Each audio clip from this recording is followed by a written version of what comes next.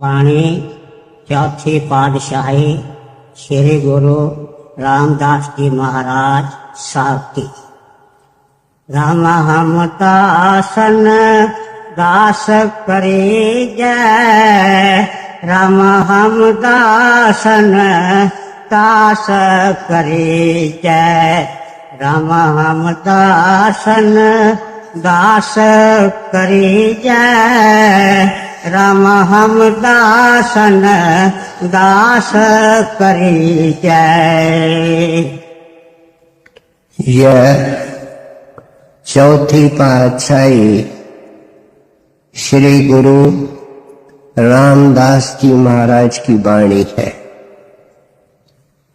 आपके संबंध में हमने सुना है कि आप एक निर्धन परिवार के अंदर पैदा हुए थे,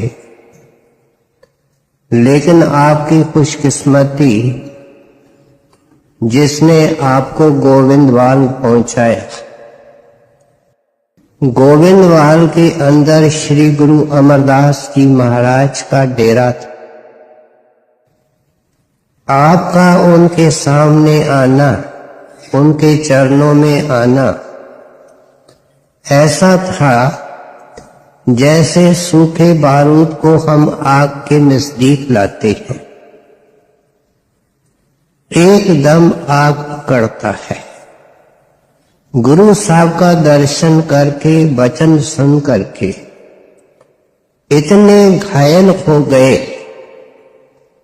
कि अंदर से सारे ख्याल निकल गए, आंखों से सब शक्लें उड़ करके चली गई।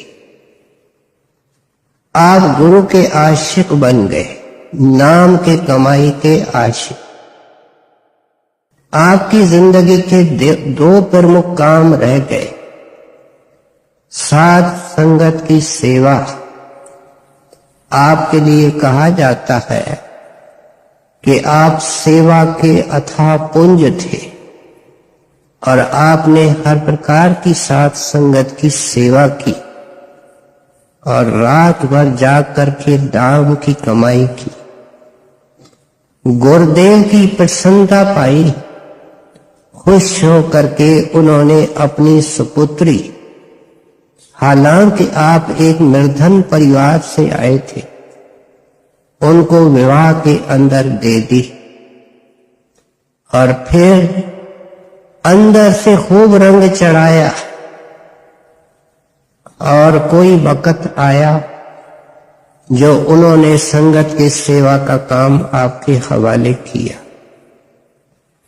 लेकिन जिस हृदय के अंदर इतनी बड़ी दौलत रखी, इतना बड़ा खजाना जिससे कि लाखों अनंत जीवों का उद्धार होना था, उस हृदय की हालत क्या थी, कितना विशाल, कितना अचल, इसके बारे में एक इंसिडेंट है।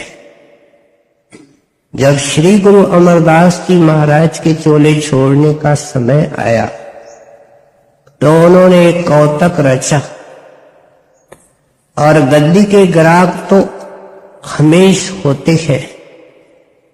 आपने हुक्म दिया कि अमुक मैदान के अंदर अपनी अपनी मिट्टी लेकर के चबूतरे का स्टेज बनाओ। गए, अपनी अपनी मिट्टी लेकर के चबूतरे बनाए। जब श्री गुरु अमरदास जी महाराज उनको देखने आए, कहते हैं ये ठीक नहीं है, इनके अंदर कोई भी ठीक नहीं है, इन चबूतरों को गिराओ, वापस बनाओ। इतिहास कहता है कि गुरु साहब रोज आकर के बने बनाए चबूतरे गिरवा करके जाते थे और आदेश दे करके जाते थे कि वापस बनाओ। अब ये कई दिनों तक सिलसिला चला और जो हिरसी थे, ऊपरी थे, वे तो एकदम हट गए। इतिहास कहता है कि गुरु साहब ने 70 बार ये चबूतरे बनवाए और गिरवाए। उस वक्त बिल्कुल गिने चुने सत्संगी प्रेमी बच गए थे। उनका मन भी डामाडोल हो गया। कहने लगे, भाई ये क्या हुक्म है? गुरु साहब की उम्र अब देखो क्या हो रही है। यहां तक कह दिया, क्या हुक्म भी कोई ठीक है या नहीं है? तो गुरु रामदास जी महाराज के नेत्रों से जल धारा बह चुकी, क्योंकि आप गुरु को अंदर प्रकट कर चुके थे और बखूबी जानते थे कि गुरु कभी गलती नहीं करता, कभी नाजायज हुक्म नहीं देता। जब किसी ने कहा भाई तू भी छोड़ दे, तो आप उनको क्या कहते हैं कि सुनो, गुरु कभी गलती नहीं करता। हमारी बुद्धि और अकल से हम गुरु के कारगुजारी को समझ नहीं सकते। इस दास का तो ये हाल है कि अगर मेरे गुरु, मेरे सतगुरु मेरे को सारी जिंदगी ये काम देवे कि चबूतरे बनाओ और गिराओ, तो आपके घर का नाम भाई जेठा था। ये रामदास जी महाराज तो इनके गुरुदेव ने नाम रखा था। कहने लगे ये भाई जेठा यही काम करेगा अगर गुरुदेव मेरे से सारी जिंदगी ये काम कराएंगे। ये साबित करता है कि जिस हृदय के अंदर गुरु साहब ने इतना बड़ा खजाना रखा, उसके विश्वास और उसके प्रेम की हालत क्या थी। आपने 7 साल गुरु गद्दी को सजाया और कहते हैं सिक्खी का काफी विस्तार हुआ। आपके कार्यकाल की विशेषता ये थी कि बहुत सारे योगी, सन्यासी, सो कॉल्ड साधु आपके पास आए और खूब उनसे बहस मुबाहिसा किया, लेकिन हार करके, कायल हो करके आपके प्रेमी सेवक बन करके गए। अब जिंदगी के अंदर जीवों की किश्तियों को पार किया, नाम के जहाज में बिठा करके मालिक के देश को पहुंचाया, और ये कल्याणकारी वाणी आने वाली पीढ़ियां, जो जनरेशन्स हैं, उनके लिए इस भाव से छोड़ के गए हैं कि इंसान के अंदर परमात्मा का प्यार कुदरती है। कोई खोजी पड़े, कोई सच्चा जिज्ञासु पड़े, तो उसका मार्गदर्शन हो। और हमारे गाइडेंस के लिए आप देखें कि पहली कड़ी के अंदर कितना बड़ा हमको पाठ दे रहे हैं, सबक सिखा रहे हैं। आप फरमा रहे हैं, रामा हम दासन दास करीजे। संतों के वाणी के अंदर राम का जिक्र आता है और उनका इशारा कुल मालिक के तरफ है। कहते हैं, ऐ मालिक, मैं लाचार, मैं एक हारा हुआ बंदा, मैं जसान, मेरे बल बूते के अंदर नहीं कि मैं आप तक पहुंच सकूं।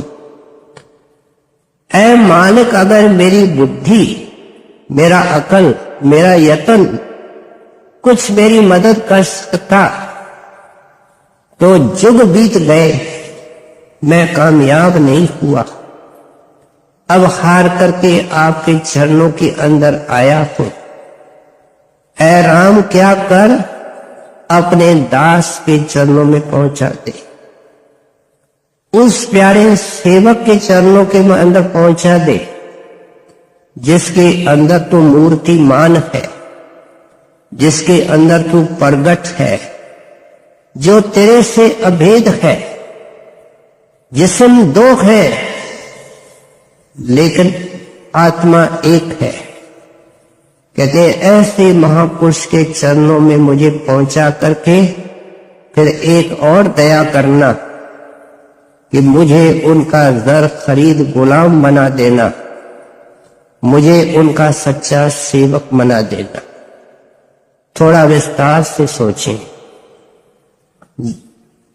कबीर साहब ने अपने वाणी के अंदर ये जो शब्द राम है इसको खोल करके इस तरीके से समझाया। एक राम दशरथ का बेटा, एक रामचंद्र जी महाराज जो त्रेता युग के अंदर आए, विष्णु भगवान के अवतार थे, महान हस्ती थे और महान कार्य करके चले गए। एक राम दशरथ का बेटा, एक राम घट घट में बैठा। वो कौन है? वो मन है। राम शब्द का अर्थ है रमी हुई शक्ति। कहते हैं मन क्या है? उसकी स्पीड इतनी है जो कोई दुनिया के अंदर रॉकेट इस रफ्तार से नहीं चलता। अगर हमारे अंदर से कोई बहन भाई अमेरिका गया, लंदन गया, किसी होटल में ठहरा, किसी मकान में ठहरा, अगर उसका नक्शा, उसका चित्र विजुअलाइज करे, आंखों के सामने लाए, तो हम जानते हैं मन को कितना समय लगता है। सेकंड का भी कुछ हिस्सा ये मन की रफ्तार है। इतने तेज गति से ये दौड़ता है, इसलिए इतना घातक दुश्मन भी है। एक राम दशरथ का बेटा, एक राम घट घट में बैठा, एक राम का सकल पसारा, वह त्रिलोकीनाथ है। सारी त्रिलोकी उसके अंदर समाई हुई है, वह त्रिलोकी के अंदर समाया हुआ है। एक राम इनहुं से न्यारा। कहते हैं मेरा अल्टीमेट गोल, अंतिम मंजिल वो राम है जो परलय महाप्रलय से परे है, विनाश के दायरे से परे है, न आता है न जाता है, जिसको वाणी के अंदर निश्चल कहा गया। हम हिंदी में निश्चल कहते हैं, अजर अमर अविनाशी कहते हैं। सारे संत महात्मा हमारे सामने मंजिल वो रखते हैं, हमने रखी, लेकिन इससे नीचे नीचे रखी, रचना के अंदर रखी और रचना का हिस्सा है। इसलिए इष्ट सचखंड का, सतपुरुष का, ये राम का अर्थ है। ये सभी संतों ने इसको खोल करके समझाया है। दरिया साहब हमारे राजस्थान के महात्मा, वे लिखते हैं जे सिमरो तो पूर्ण राम, राम के आगे उन्होंने पूर्ण लगाया। कबीर साहब ने किसी और जगह लिखा, कह कबीर हमारा गोविंद, हमारा राम, चौथे पद में जाती जिंद, उसका निवास त्रिलोकी से परे चौथे पद में है। उस राम के आगे प्रार्थना कर रही है। ये अरदास का दोहा है और सिखाता है कि ऐ बंदा तेरे अकल पर अफसोस कि तू इंसान बना। संतों ने ग्रंथ लिखे, सारी जिंदगी समझाया, तेरे जैसा कोई महामूर्ख नहीं। तुमने अरदास की तो फना और नाशवंत चीजों के लिए की, अनेक की, लाखों की, करोड़ों की, और सुन करके हैरानी होगी कि मालिक ने सब पूरी की। पूरा करने के लिए वापस दुनिया में भेजा, ये तेरी इच्छा जा करके पूरी कर। तुमने उस राम से राम नहीं मांगा, उस राम से उसका प्यारा दास और सेवक नहीं मांगा। कहते हैं ये तेरी भारी भूल है, सिखाना चाहते हैं। एक ऊंचा आदर्श हमारे आगे अरदास का रखना चाहते हैं। कहते हैं ऐ मालिक, गुरु साहब ने अपने 12 माह को इस तरीके से प्रारंभ किया। किरत कर्म के बिछड़े कर कृपा मेलो राम। ऐ कुल मालिक, हम अपने अथाह कर्मों का सागर है, उसको लांघ नहीं सकते हैं जब तक आप उसके पार प्रीतम हमारा राम हमारी उंगली पकड़ के हमारा उद्धार नहीं करेगा।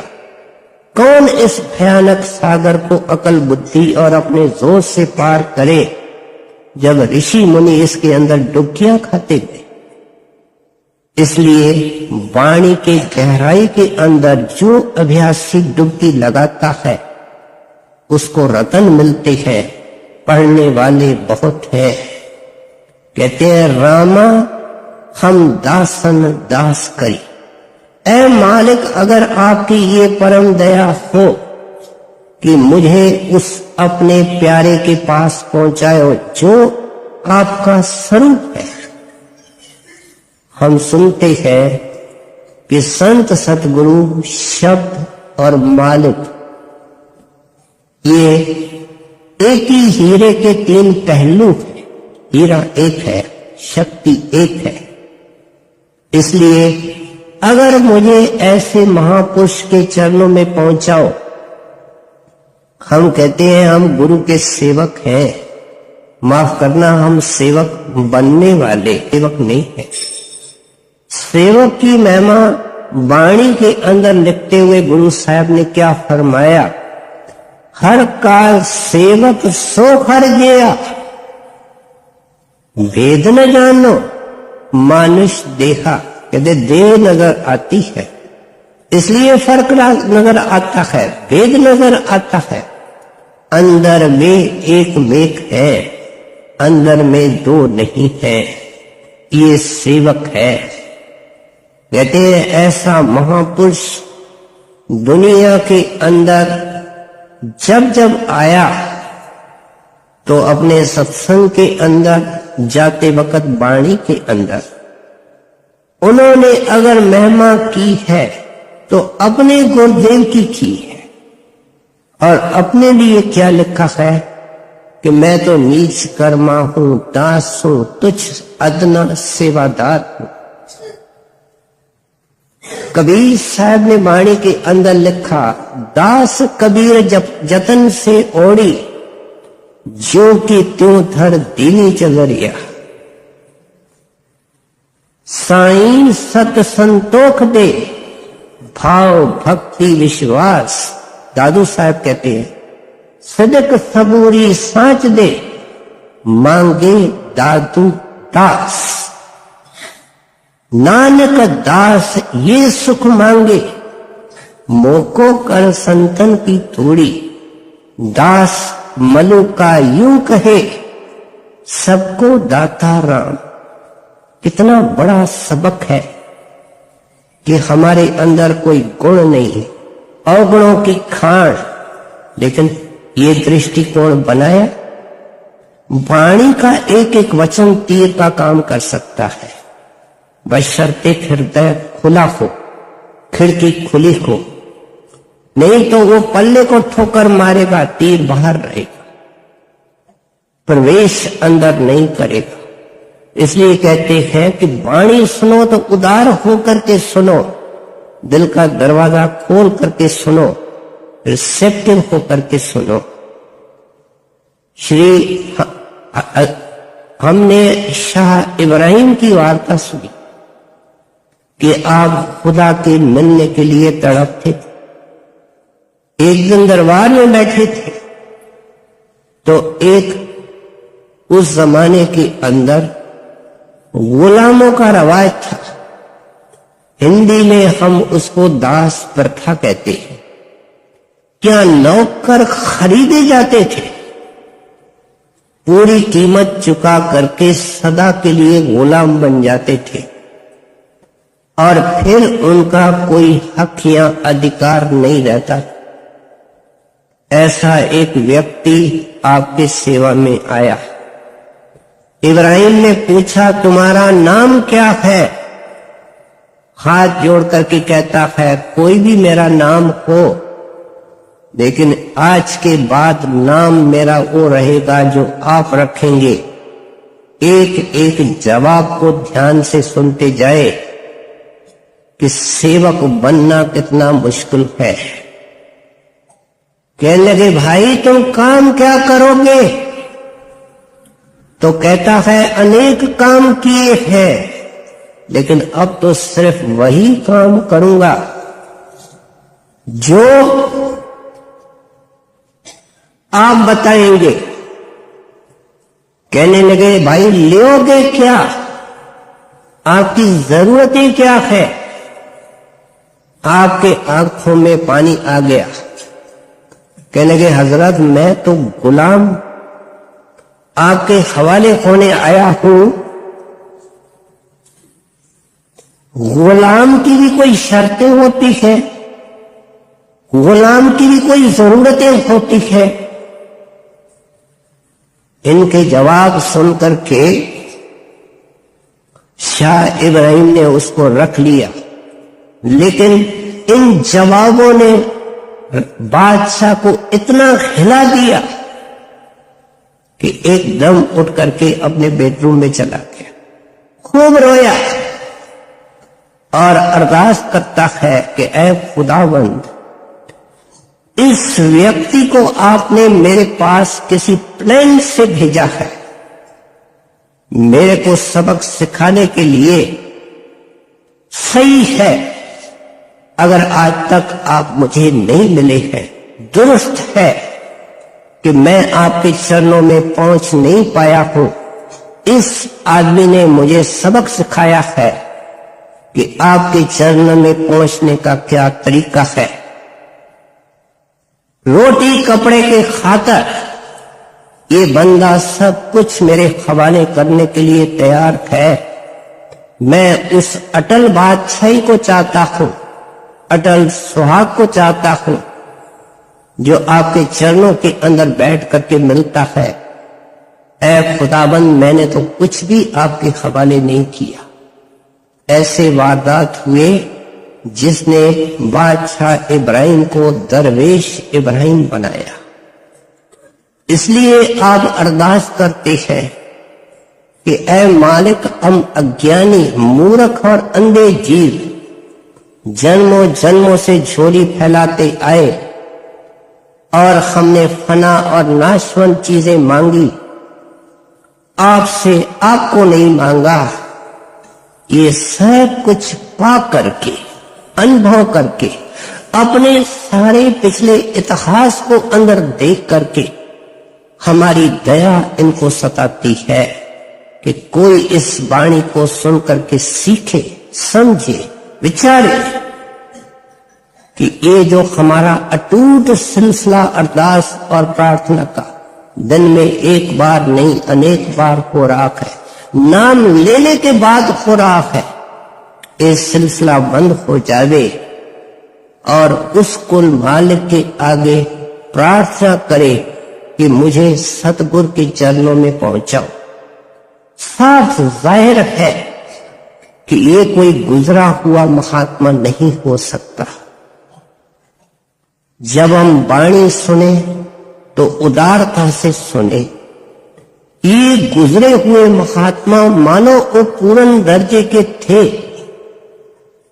उनको बालक ने किसी वक्त किसी खास काम से दुनिया में भेजा था और जो जो जीव उनके हवाले किए थे, अपनी भेड़ों के झुंड को इकट्ठा करके वो भेड़ों सहित, आत्माओं सहित उस मालिक के अंदर लीन हो गए।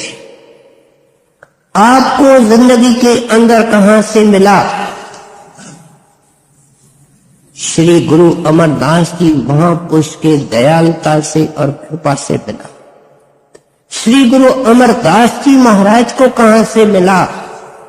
श्री गुरु अंगद साहिब से मिला, और उनको भरपूर करने वाले श्री गुरु नानक देव जी थे। क्या हम सबक नहीं सीखते हैं?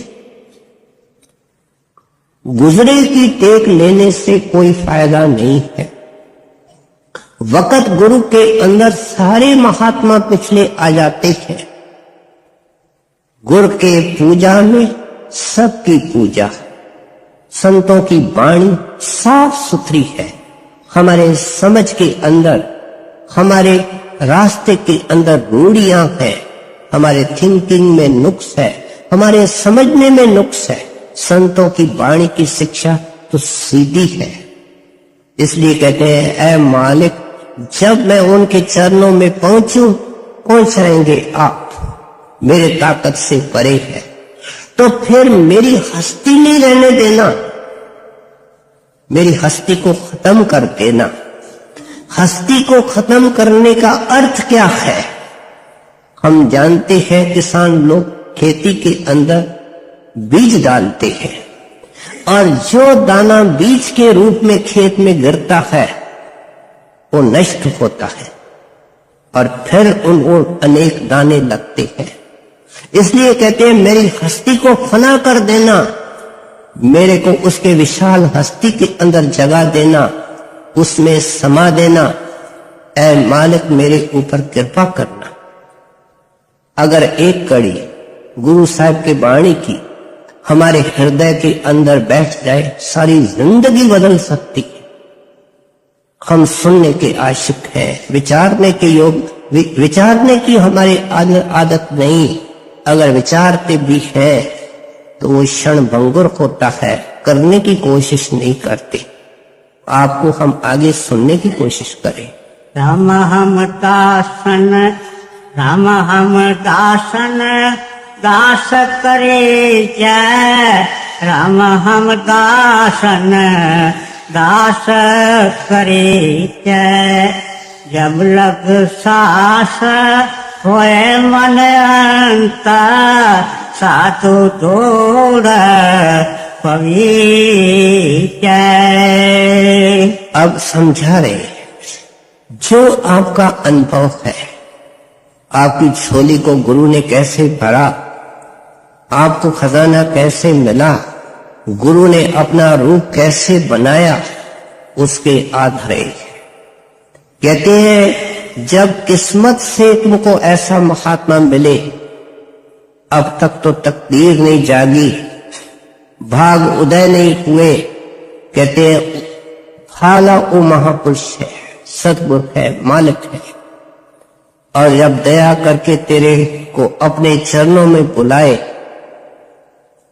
तो ऐसा महापुरुष तेरे से लेगा कुछ नहीं। अगर कोई महात्मा ये चाहता है कि मेरा सेवक मेरे को माथा टेके, माफ करना, वो महात्मा नहीं है, क्योंकि चाहता है कि मेरा सेवक माथा टेके। ये दाता होते हैं, कुछ नहीं चाहते, यहां तक नहीं चाहते हैं कि थैंक्स नहीं चाहते हैं, लाख परोपकार करते हैं, लाख भलाइयां करते हैं, लेकिन जुबान बंद, होठ बंद, जितलाते तक नहीं है। इसलिए कहते हैं, ऐसे महापुरुष। हजूर महाराज एक दिन दफ्तर में बैठे थे, खुद देखने में आया कि एक सत्संगी ने आकर के जिस कुर्सी पर हजूर विराजमान थे उससे थोड़ा दूर जमीन में माथा लगा करके और प्रणाम किया। 2 मिनट उसने अपना माथा जमीन पर रगड़ा और फिर सिर उठा करके महाराज के सामने आया।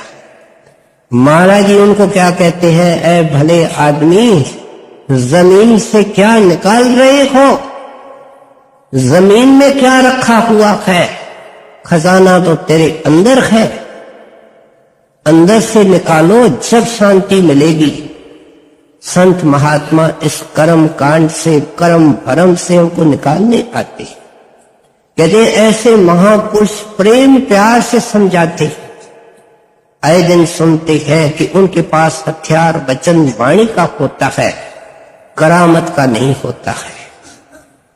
सारे पूर्ण दर्जे के महात्माओं ने करामत को मदारी का खेल कहा है। मदारी ढोलक बजाता है, लोगों को इकट्ठा करता है। भावना क्या होती है? पैसा और जय जयकार। कहते हैं सच्चे महात्मा तो दाता होते हैं। जब मालिक उनका अपना है, वे मालिक के हैं, तो मालिक की क्या ख्वाहिश, मालिक की क्या चाह। इसलिए कहते हैं उनके खजाने भरे होते हैं, उनको कोई चीज की जरूरत नहीं, और एन बैन से इशारे से देना चाहते हैं। लेकिन अफसोस तो संतों को इस बात का होता है कि उस चीज का कोई ग्राहक नहीं निकलता है। कहते हैं ऐसे पूर्ण महात्मा किसी जाति का हो, किसी देश का हो, मिलने का तरीका और जो शिक्षा दीक्षा देता है वो समान होती है। भाषा का फर्क हो सकता है, लेकिन वो महात्मा अपने सेवक को जाप या सिमरन का तरीका देता है। क्यों? कि वो समझाता है कि वो परमात्मा जिस दरवाजे के अंदर से निकल करके उसको मिलना है, वो आंखों के बीच में शिव नेत्र है, ब्रह्म रंदर है। रंदर का मतलब दरवाजा है। इस तरीके से कहते हैं कि वहां उस दरवाजे से निकल करके अंदर जाने के लिए, इस शरीर को खाली करने के लिए आए दिन सुनते हैं ये जीते जी मरना। जो जीते जी मर गया वो मौत के घाटी को पार गया, उसको तो मुक्ति के सुहाग का टीका लग गया, वो वापस माता के पेट में नहीं आएगा।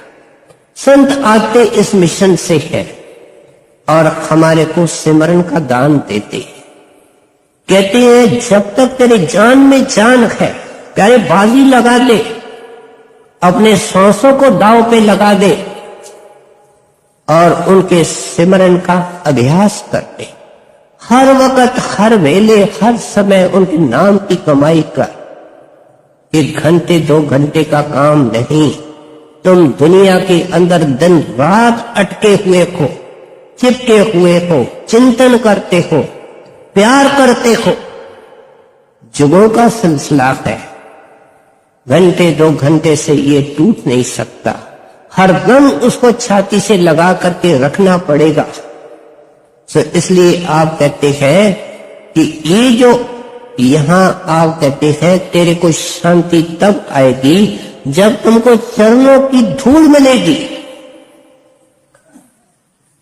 तुलसी साहब से किसी ने पूछा कि महाराज, गुरुदेव का रूप अंदर में पहले नूरानी है, आप ही समझाते हैं, उसके बाद शब्द है और अल्टीमेटली वो मालिक रूप है, लेकिन ये काम कैसे हो?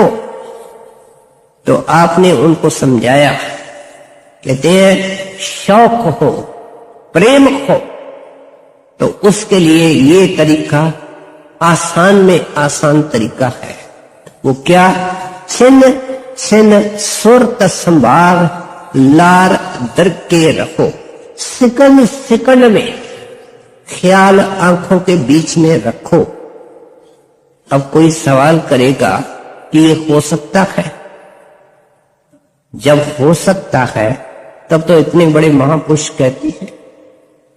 ये कोई असंभव कथाएं सुनाने नहीं आते, लेकिन कहते हैं कैसे होगा? जब हम यहां ख्याल टिकाने की कोशिश करते हैं तो मन भाग जाता है। घंटे के बाद पता चलता है कि 58 मिनट तो मन बाहर ही बाहर रहा, इस मरकज में, इस केंद्र में रहा ही नहीं। कहते हैं उसको वापस लाना है, उसको वापस सिमरन के अंदर लगाना है। ये जिंदगी भर का संघर्ष और अभ्यास है। छिन छिन सुरत संभाल लार दर के रखो। कामयाब कैसे होगा? तेरी शिकायत का जवाब क्यों नहीं होता है? उसका जवाब तन मन दर्पण मांझ साज सूरत से कहो। कहते हैं तुमने तन को बहुत गंदा किया कर्म के ऊपर कर्म करके, लेकिन अब बस नाम मिलने के बाद बस अब इस शरीर को गंदा मत करो। इसके अंदर शराब कबाब या चोरी ठगी का लुकमा खाना नहीं, पर स्त्री पर पुरुष को छूना नहीं, पराये धन को छूना नहीं, लेकिन जो पाप करके आए हैं हाथों पैरों से सेवा करनी, गुरु का दर्शन करके आंखों के पाप धोने, उनका ध्यान करके मन के स्लेट को साफ करना, तन मन दर्पण मांझ। कहते हैं आईने के ऊपर परत लगी हुई, इन दिनों में पानी पड़ रहा, वातावरण के अंदर मॉइस्चर होता है, आईने में शक्ल नहीं नजर आती है। अगर किसी आईने को आप साल 2 साल 10 साल 20 साल छोड़ो, शक्ल बिल्कुल नजर नहीं आती है। इस आईने को हमने जगहों तक नहीं साफ किया है। कहते हैं इसको मांझो। हमारी कुछ बहनें ऐसी शौकीन होती है कि बर्तन को मांझती है और ऐसा बर्तन को चमका देती है कि उसके अंदर आदमी शक्ल देख सकता है। कहते हैं इस तरह अपने मन के आईने को चमकाओ, वो मालिक उस दर्पण में नजर आएगा। तन मन दर्पण मांझ साज सूरत से कहो। कहते हैं तुम गंदगी को लेकर के चलते हो, क्षमा का श्रृंगार करो, वैराग का श्रृंगार करो, संतोष का श्रृंगार करो।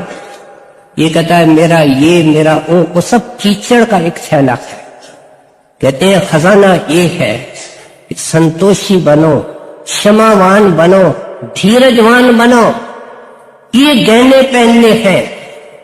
बहनों भाइयों को सिखा रहे कि हार श्रृंगार के सामान सब झूठे हैं। ये श्रृंगार है आत्मा का जो उस मालिक को मंजूर है। और कहते हैं लगन लगे लखवार सार तब पाया, अड़े हां तुलसी संत चरण की धूल नूर दर्शाया। कहते हैं जब इस शरीर के सीमाओं को 9 द्वारों को पार करके ऊपर जाओगे, बहुत कठिन काम है। संत महात्मा इसको चींटी चाल कहते हैं। चींटी दीवार पे चढ़ती है, कितनी निबल कितनी मजबूत, लेकिन चींटी के अंदर एक विशेषता बताई गई जो शायद किसी कीड़े पंछी वगैरह में है ही नहीं। वो क्या है? लगे रहना, छोड़ेगी नहीं। 100 बार गिरेगी फिर 101 बार फिर चढ़ेगी, और कोई वक्त आता है छत पर चढ़ जाती है। इसलिए संतों ने चींटी की मिसाल दी है कि लगे रहोगे संग में गुर के, सहज सहज शायद मन मान। निराश होने का ये मार्ग नहीं, क्योंकि आशाओं का बख्शिश करने वाला वो साहिब अंदर बैठा है। तो इसलिए कहते हैं किसी वक्त चढ़ जाओगे, अगर इसको छोड़ोगे नहीं, लगे रहोगे। कहते हैं जब इसको आंखों के मरकज को पार करके अंदर जाओगे तो सूरज चांद सितारे नजर आते हैं। इस्लाम के झंडे पर एक आधा चांद है और सितारे हैं। किसी मुसलमान से पूछो वो आपको बताएगा नहीं, लेकिन पैगंबर साहब अपने ग्रंथों में लिख करके गए कि जब मैं अंदर गया तो मैंने सूरज चांद सितारे को पार किया, और उन्होंने इस्लाम कहा। इस्लाम का अर्थ है शांति, पीस, और झंडे की निशानी वो रखी। लेकिन हम मूर्ख लोग समझ नहीं पाते हैं कि ये दरवेश और ये फकीर कहते क्या है। कहते हैं जब सूरज चांद सितारे को पार करके ऊपर जाएगा तो तेरे को अंदर में गुरु का स्वरूप मिलेगा, और वो रेडियंट होता है। तू देख करके हैरान हो जाता है। एक प्रेमी महाराज जी के साथ उठता बैठता था, अभ्यास भी करता था, लेकिन जिंदगी में पर्दा नहीं खुला। अंत समय जब महाराज जी उनको लेने आए वो दंग रह गया। महाराज जी को कहते हैं महाराज जी आप ऐसे होते हैं। उस वक्त ये सत्संगी बहुत पछताता है, बहुत रोता है कि मैं कैसे और क्यों भट्ठी के अंदर बैठा था। कितना सतगुरु ने कहा कि पहाड़ के ऊपर चढ़ो, इस भट्ठी से बचो, लेकिन मैंने परवाह तक नहीं की, मैंने सुना तक नहीं। तो महाराज जी उनको कहते हैं ये तो कुछ भी नहीं है, ऊपर चलो और देखो क्या देखने को मिलता है। सो इसलिए कहते हैं अंदर जो वो रेडिएंट फॉर्म पैदा होता है, जो सतगुरु दीक्षित करता है, वो अंदर नूरानी रूप में पैदा होता है और नूर का भंडार होता है, नूर का सागर होता है। उनके एक एक नाखून से लाखों सूरजों का प्रकाश निकलता है। हमारे अजमेर के चिश्ती साहब फरमाते हैं कि मेरे मुर्शिद जब अंदर प्रकट हुए तो उनका प्रकाश ऐसा था जिसके आगे लाखों सूरज, लाखों चंद्रमा शर्मिंदा होकर के डूब गए। ये केवल किसी खास महात्मा का उपदेश नहीं है, सबका ये अनुभव है। कहते हैं अड़े खां तुलसी संत चरण की नूर दूर दर्शाया, इन शर्तों को पूरा करेगा। श्वास श्वास में अपने ख्याल को आंखों के बीच में टिकाएगा, अपने इखलाक को ऊंचा करेगा, आचरण को ऊंचा करेगा, नजर को निर्मल करेगा और हृदय को साफ रखेगा और डट करके मन से लड़ाई करके नाम की कमाई करेगा। अंदर बैठने की जगह मिलेगी और उनको देख करके तू निखाल हो जाएगा। उसको संतों महात्माओं ने चरणों की धूड़ कहा है, क्योंकि जो उनके चरणों से प्रकाश निकलता है उस प्रकाश का नाम चरणों की धूड़ है, वो कोई मिट्टी नहीं है। नानक दास ये सुख मांगे, मोकर बोको कर संतन की थोड़ी। इतना चोटी का महात्मा कहते हैं मालिक मुझे संतों के चरणों के धूड़ में ले जाओ। स्वामी जी महाराज ने लिखा जब से चरणों में लगा धूड़ चरणों की लई, मन के अंदर का अंधेरा सब मिट गया। कहते हैं अंदर जाने से सारी बाधाएं, सारे कष्ट मिट जाते हैं। क्या ये गर्मी से निकल करके शांति में चला जाता है, ये यहाँ दुयत से निकल करके एकता में चला जाता है। इसलिए आप समझाते हैं कि जब तक आप इस कड़ी के अंदर कहते हैं जब तक श्वासों में श्वास है, जान में जान है, तेरा खून गर्म है, भाई ध्यान दे करके सत्संगी बहन भाई सुन ले, इस देह का कोई भरोसा नहीं है, किसी वक्त भी ये मिट जाए। इसलिए सांस सांस में गुरु के नाम का कदरदान बन करके तुमने सब कुछ किया, जन्मों से किया, एक ये काम नहीं किया, इसलिए माता के गर्भ में लटकते हो। प्यारे क्या वापस लटकना चाहते हो? क्यों नहीं इस अंधकार में इतिहास को सदा के लिए बंद करते हो? गुरु चाहता है, तू क्यों नहीं चाहता है? तू क्यों नहीं करता है? बार बार गुरु साहब इस नुक्ते पर लाते हैं कि पूरी कोशिश कर, क्योंकि पूरा मददगार तेरे साथ है और तेरे को अंदर बुलाएगा और उस प्रकाश को देख करके तू शांत हो जाएगा। सो आपका कहने का मतलब है हम वाणी के अंदर सुनते हैं सांस सांस सिमरो गोविंद, उन्होंने तो कोई छुट्टी नहीं दी है। हम तो पता नहीं कितने बेपरवाह हैं, कितने अलवेले हैं कि हमने नाम को एक रस्म समझा है। सत्संग तक पहुंचना मुश्किल, सेवा को हाथ लगाना मुश्किल, इस चीज को कौन लेवे? ये तो जान की बाजी लगा करके लेने वाली चीज है, ये तो हस्ती को मिटाने वाले मिटा करके ये पाने की चीज है। कहते हैं इस तरीके से मैंने पाया है। प्यारे सत्संगी बहन भाई तू भी इस तरीके से पा सकता है। जब रग सास होए मन अंतर, साधु तोड़ परिचय, शंकर नारद शेख नागमुन चोर साधु की लोची जाए। पवन पवन पवित्र होए सब जय साधु चरण करे जाए। अब कई तरह के हमारे अंदर जो भ्रम पड़े हुए हैं उनसे निकालने की वाणी कोशिश करती।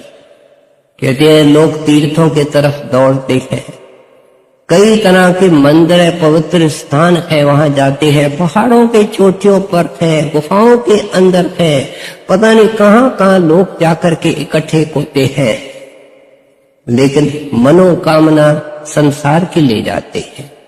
कोई विरला होगा जो भगवान को मिलने के लिए जाता होगा, उसको समझाने की कोशिश करते हैं, प्यारे जरा हमारी बात सुन।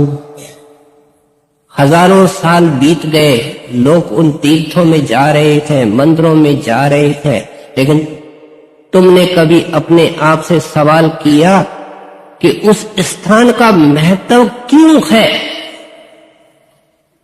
अजीब अकल के साहिब हो, बेअख्तियार तेरे कदम चलते हैं, पैसे खर्च करते हो, कभी तुम खड़े होकर के ये सवाल नहीं पूछते हो कि हरिद्वार का महत्व क्या है, गया का और द्वारका का महत्व क्या है, अमरनाथ को क्यों एक पवित्र स्थान माना जाता है? क्यों नहीं पूछते हो, क्यों नहीं खोज करते हो? संतों ने तो साफ खोल करके समझाया। कहते हैं किसी न किसी वक्त कोई साधु बैठा, महापुरुष बैठा, उसने सत्संग किया, जीवों को चेताया, चला गया, हम लकीर के फकीर बन गए और महात्मा चला गया, उस स्थान के साथ चिपके हुए। हमारे पुराणों के अंदर बड़ी दिल को छेड़ने वाली बातें आती हैं। और पार्वती एक बार किसी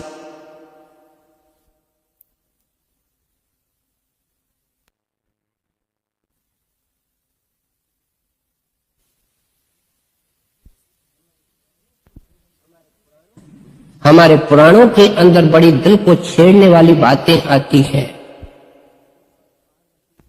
और पार्वती एक बार किसी पहाड़ी से जा रही थी, सुनसान सी पहाड़ी थी, और शिव जी भगवान वहां खड़े हो गए।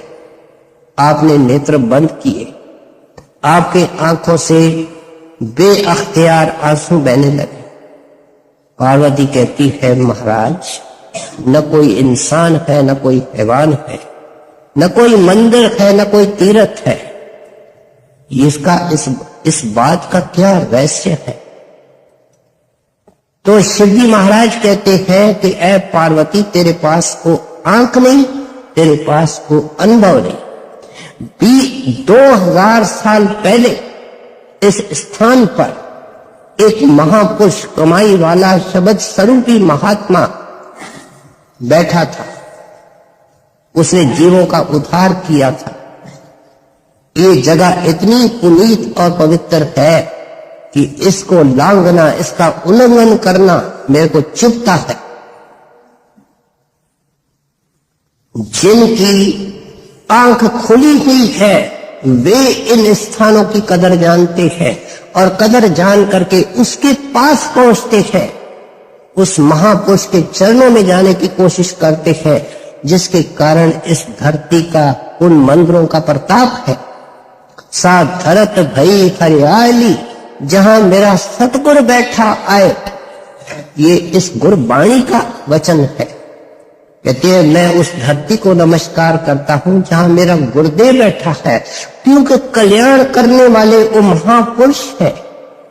कहते हैं क्यों नहीं अकल का, बुद्धि का सहारा लेकर के इतनी बात समझने की कोशिश करो कि धरती का महात्म नहीं है, पानी का महात्म नहीं है, मंदिर का महात्म नहीं है, महात्म तो उस महापुरुष का है जिसके याद में वो मंदिर बना है, तीर्थ के अंदर लोग इकट्ठे होते हैं। तो उल्टा ही काम कर रहा है, जहां वो जीवों का उद्धार कर रहा है, मालिक के हुक्म से संत मत का प्रचार, शब्द का प्रचार कर रहा है, उसको ढूंढ बाल करके उनके पास पहुंचने की कोशिश नहीं करता, उसकी खोज बाहर ही बाहर करने की कोशिश कर रहा है। आप हमको एक नुक्ते पर लाना चाहते हैं, जिससे कि आपने शब्द शुरू किया है, रामा हम दासन दास करिगे। मैं कुछ नहीं चाहता, मुझे अपने स्वरूप के अंदर, जिसके अंदर आप मूर्तिमान है, आपका नूर चमकता है, मुझे उसके चरणों के अंदर पहुंचा करके उनका सच्चा सेवादार बना दो, सच्चा सेवक बना दो। पवन पवन पवित्र होए सब, जय साधु चरण करी जय। तज लाज अहंकार सब तजिए, मिल साधु संग रही जय। अब देखिए कितनी सिस्टमेटिक वाणी है। ख्याल आता है कि हम मनुष्य बने, इन संतों की वाणी भी मौजूद, ग्रंथ पोथ्या शास्त्र भी मौजूद, हमको सुनने का मौका भी मिला, लेकिन फिर क्यों नहीं ऐसे महापुरुष के चरणों में गए जो उस वक्त जीवों का उद्धार कर रहा था। गुरु साहब कहते हैं रुकावट एक नहीं अनेक रुकावट। कहते हैं मान का और अहंकार का एक दीवार होती है, पहाड़ होता है। मान कहते हैं मैं इतना पदवी वाला, और साधु झोपड़ी में रहता है। मैं इतना पढ़ा लिखा, महात्मा अनपढ़ है।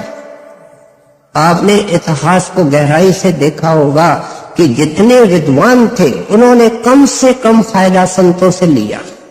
इसलिए तो स्वामी जी महाराज ने लिखा, ऐ विद्या तू बड़ी अविद्या।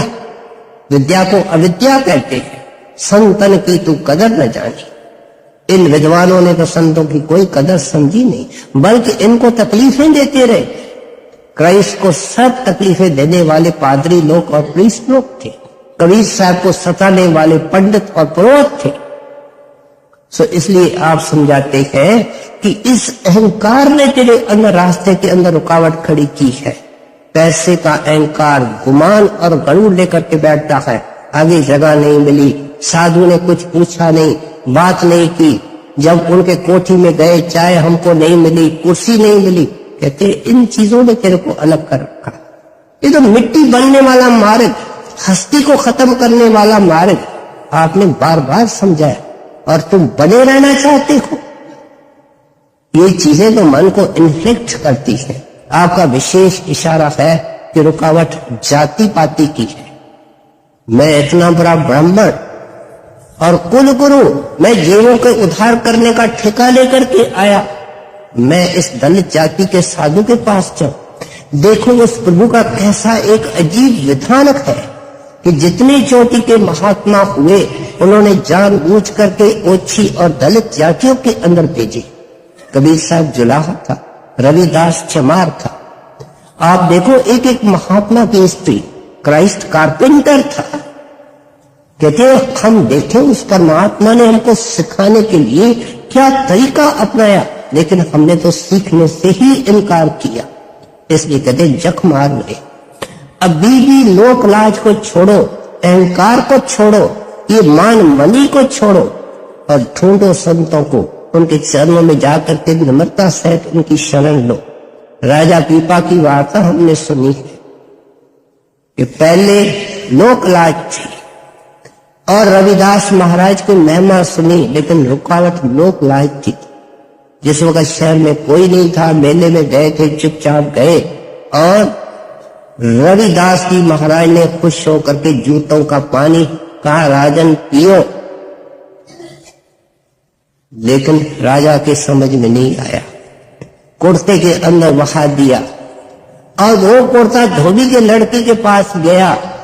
उसने निशान निकालने के लिए उस कुर्ते को चूसा, वो उसके अंदर के कपाट खुल गए। जब राजा को इस चीज का पता लगा, पीपा को, तो उसके छक्के छूट गए। और फिर इतिहास क्या कहता है कि वो राजा पीपा खुली बाजारों के अंदर लोग खड़े हैं, दौड़ता हुआ रविदास के पास जाता है और कहता क्या जाता है, खड्डे में पड़े ऐसी लोक लाज जो मुझे अमृत से वंचित कर दिया। कहता है महाराज मुझे अमृत दीजिए, दोबारा देंगे। लेकिन उस वक्त की मौज अलग थी। अब तुमको नाम देते हैं, नाम की कमाई करोगे तो देंगे, और रविदास ने दिया और राजा पीपा को महात्मा पीपा बनाया। और पीपा साहब की वाणी भी ग्रंथ साहिब के अंदर है। कहते हैं इस लोक लाज ने तेरे रास्ते को रोका है। महाराज जी ने एक सत्संगी को नाम दान दिया। बंबई के अंदर उस वक्त कोई विशेष सत्संग सेंटर वगैरह नहीं था, बहुत पुरानी बात है। अब ये जाति वाले मिलकर के इकट्ठे होकर के कहते हैं ये आदमी तो लकीर को पार कर गया। एक अजनबी पंजाब में रहता है, कोई गुरु उसकी शरण ले ली है, अपने जात से बाहर चला गया। हम इसका बिल्कुल बहिष्कार करते हैं और उनको कह दिया न हम तेरे पास किसी रस्म में आएंगे, न अपने पास बुलाएंगे। वो डेरे में आया, महाराज जी को कहता है महाराज जी इन जाति वालों ने तो मेरा टोटल बहिष्कार कर दिया, अब मैं मरूंगा तो मुझे कोई उठाने वाला भी होगा। महाराज जी मुस्कुरा के इस तरफ देखते, बेहिसाब संगत खड़ी थी। कहते इतने तेरे बहन, इतने तेरे भाई, तेरे को उठाने वाला नहीं होगा।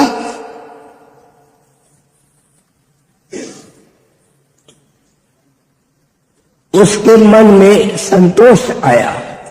बड़े महाराज साहब चले गए, फिर हजूर महाराज आए और ये ऐन सामने को देखने को मिला।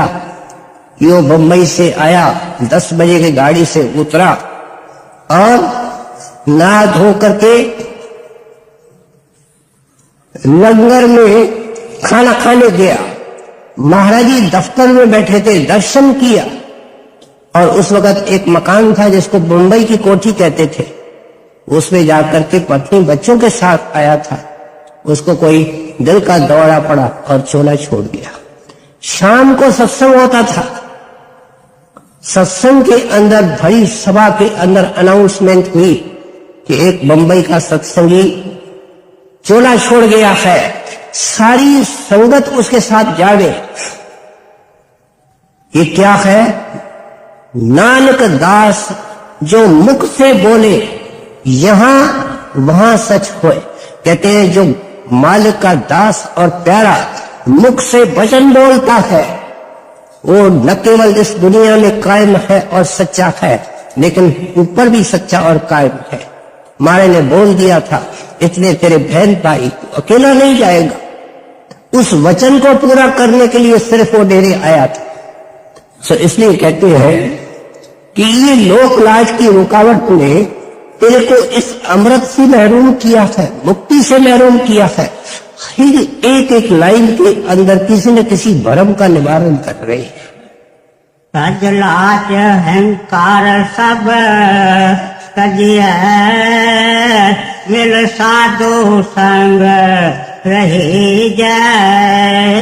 धर्म राय के कान चुकावे, दिख डुबदा काद कटी जाए। कहते हैं संतों को हमको जो सुख के साधन नजर आते हैं ये संतों को सब विष नजर आते। कहते हैं तो विष के अंदर डुबकियां मार रहा।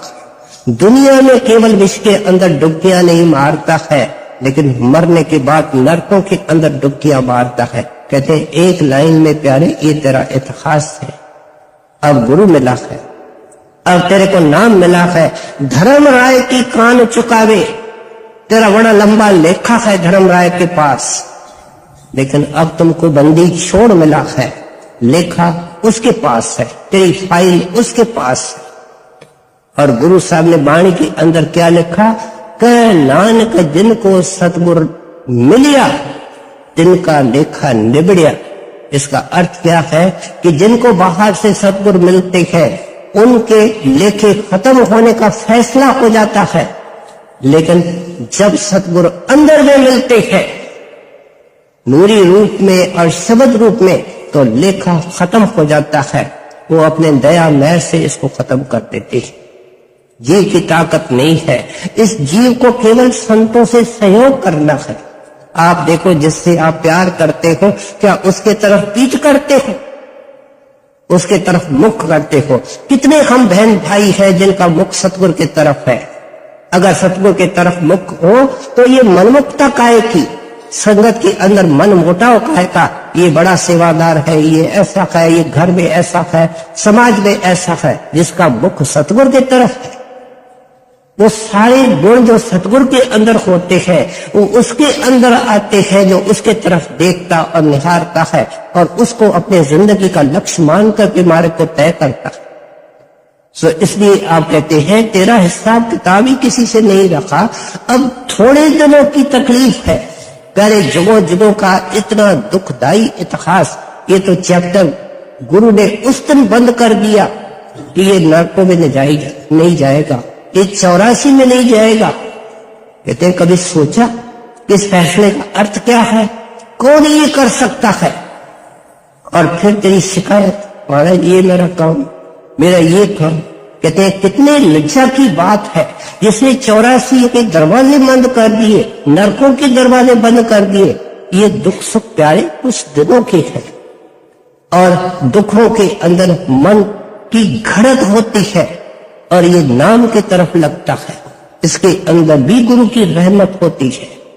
सो इसलिए आप कहते हैं तेरा जब धर्म राय से वास्ता नहीं रहा तो अभी भी तेरा मुख जो है वो मन की तरफ और काल की तरफ है। जरा उलटने की कोशिश कर, उलटने के लिए तेरे को सिमरन मिला, मन को निर्मल करने के लिए सत्संग है, सेवक है, और चित्त को निर्मल करके फिर नाम की कमाई करना है। तो ये क्या होता है, अबाउट टर्न हो जाता है, जैसे ड्रिल के अंदर अबाउट टर्न किया जाता है, इस तरीके से इसका मुख अंतर्मुख हो जाता है। अब हम बाहर मुखी हैं, फिर अंतर्मुख हो जाते हैं। कहते हैं तेरा वास्ता कोई काल से नहीं, धर्म राय से नहीं। बड़े महाराज जी का एक क्लर्क था, महाराज जी से बहुत प्रीत करता था, संगी था। महाराज जी रिटायर होकर के डेरे में आए तो कहीं से उसका एक्सीडेंट हो गया, बिस्तर में पड़ गया।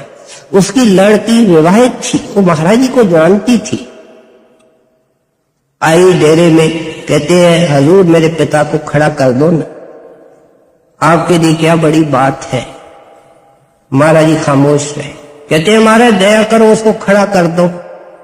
महाराज जी खामोश रहे। कहते देखो बेटा, बाबा जी के मौज के ऊपर छोड़।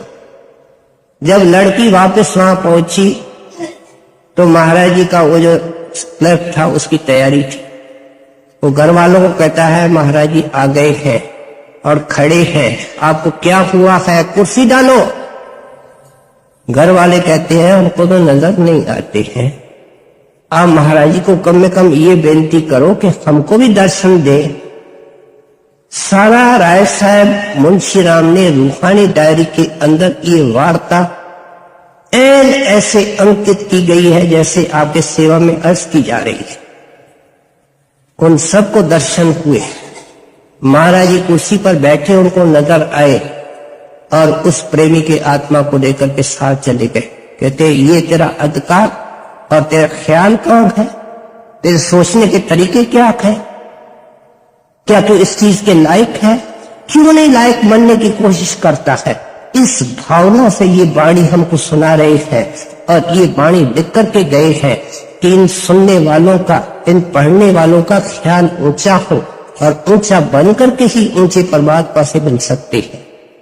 धर्म राय की पान चुकावे, बिख डुबदा काड कढ़ी जाए। परम सुखे बो उब सुख कैया, मिल साधु संग हरि जाए। बेटे मैं कोई कथा नहीं सुनाता, आप हिस्ट्री को पढ़ो।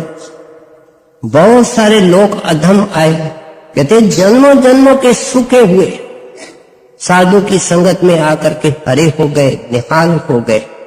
हम जानते हैं रत्नाकर डाकू था, आज उसको वाल्मीकि ऋषि कहते हैं। अगर कोई उस वाल्मीकि ऋषि को रत्नाकर कहे तो दूसरा इसको बुरा मानता है, जबकि उनका नाम सचमुच रत्नाकर था और डाकू था। लेकिन किसने बदला? कहते हैं साधु महात्मा ने अपने संगत सोबत से बदला, अपने दया से बदला। कोड़ा राक्षस था, सजन ठग था, विधिचंद चोर था, अजामिल पापी की हमने वार्ताएं सुनी है, उंगली माल की पूरी वार्ता हमने सुनी है, गन का वैश्य थी। कहते इतिहास हाथ बांह खड़ी करके तेरे को गवाही देते हैं। एक डाकू था लाभ सिंह, जब महाराज के सामने आया, दर्शन किया, फैसला कर दिया कि ये मेरा काम नहीं। अब वो चोर क्या करता है डाकू, कि जहां जहां से उसने चोरी की है उनके पास जाता है और जितना कुछ उसके पास था हाथ जोड़ करके माफी मांग करके पांव लग करके कहता है, देखो मेरे पास इतना बचा है, ये मैं देता हूं, मैं मेहनत मजदूरी करूंगा, जो आपका रहता है वो भी दूंगा। और खूब नाम की कमाई की। घुमाड़ के अंदर एक डाकू था जिसका नाम बलवंत सिंह था। लोग थर थर कांपते थे, नफरत करते थे। नाम मिला, इतना साधु हो गया कि महाराज ने इसको सत्संग करने का हुक्म दिया, जिससे वो कतराते थे, नफरत करते थे, उनके पास पास जाने की कोशिश करते थे। कहते हैं ये सब कोई पिछले इतिहास नहीं है, एक एक साधु महात्मा की जिंदगी में इतिहास मिल सकता है। प्यारे, निराश होने का कोई ये मार्ग नहीं है, ये उम्मीदों का मार्ग है। तुम अपने तरफ से यत्न करने की कोशिश करो। परम सुख उब सुख कैया, मिल साधु संग हरि जय। तात विलम पल तिल न की जय, जय साधु चरण लगी जय। राम नाम कीर्तन रतन वथ, हर साधु पास रखी जय। जो बचन गुर सत सत कर मान, तिस आगे काढ़ गरी जय। संतो सुनो सुनो जन भाई, गुर काढ़ी बाहा कुकी जय। जे आत्म को सुख सुख नित लोड़ो, ता सतगुर शरण पवी जय। जे वड पाग होए अत निका, ता गुरमत नाम दृढ़ी जय। सब माया मोह विखम जग करिए, सहज हर रस पी जय। माया माया के जोद काई, विच माया पचै पची जय। अज्ञान अंतेर महापंथ बिखड़ा, अहंकार बार रद ली जय। नानक राम रम रम रम राम, ते गत की जय। नानक राम रम रम राम, ते गत की जय। अब समय के ख्याल से हमने ये एक साथ कड़ियां सुन ली। गुरु साहब कहते हैं, देखो तुमको संतों ने नाम दिया है, तुम्हारी अरदास को सुना, अपने चरणों में पहुंचाया, और वो बड़ी उम्मीद और आशा रखते हैं। कहते हैं कि तुम्हारे सामने देखो कतरे आकाश से गिरते हैं। इन दिनों में वर्षा होती है, लेकिन अपनी अपनी तकदीर लेकर के आसमान से उतरते हैं। आसमान वही है, भेजने वाला भी वही है, लेकिन कतरे की तकदीर अलग अलग होती है। जो कतरा मिट्टी के अंदर गिरता है वो मिट्टी बन जाता है, लेकिन कोई ऐसा कतरा होता है जो मांस के अंदर गिरता है, उसका बंसी लोचन बन जाता है। अगर केले के अंदर गिरता है तो उसका कपूर बन जाता है। लेकिन समुद्र के किनारे सीपी 20 बूंद का इंतजार करती है और मुंह खोल करके उसके ऊपर फ्लोट करती है, तैरती है जब वर्षा होती है। और वो बूंद जो सीपी के मुंह में जाती है, प्यारे तुम जानते हो वो मोती बन जाता है। बूंद तो उसी सोच से निकली थी। इसलिए कहते हैं हर एक के अपने अपने सांसों का भंडार है। क्यों नहीं नाम के अंदर लगाते हो? इस माया के भट्ठी में क्यों उसको जला रहे हो? गुरु साहब को हमारी हालत, हमारी दया सताती है।